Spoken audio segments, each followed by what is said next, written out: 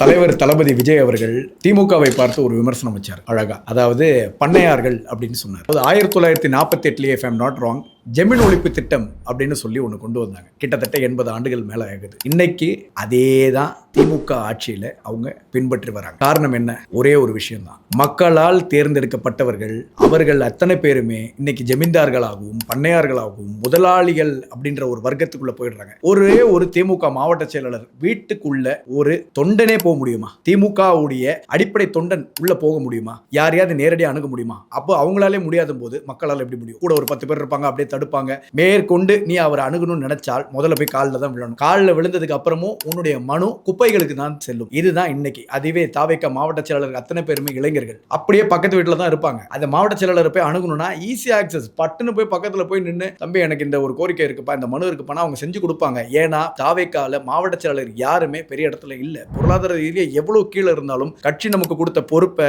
எந்த அளவுக்கு கடமை தவறாம செய்யணும்ன்றதுல அவங்க ரொம்ப உறுதியா இருக்கிறாங்க. அது மட்டும் இல்லாமல் ஒரு எம்எல்ஏ பண்ண முடியாததை மந்திரி பண்ண முடியாத எல்லா சேவைகளும் செய்யறாங்க. என்னால வியந்து பார்க்கிறோம். அதாவது ஐடி விங் எங்களுக்கு மட்டும் ஸ்ட்ராங்கா இல்ல அப்படின்னா அவங்களோட உழைப்புல இன்னைக்கு வெளி உலகத்துக்கே தெரியாம போயிடும். மக்கள் பார்த்துக்கிட்டே இருக்கிறாங்க. அவங்களுடைய உழைப்பு என்னைக்குமே வீண் போக போறது கிடையாது.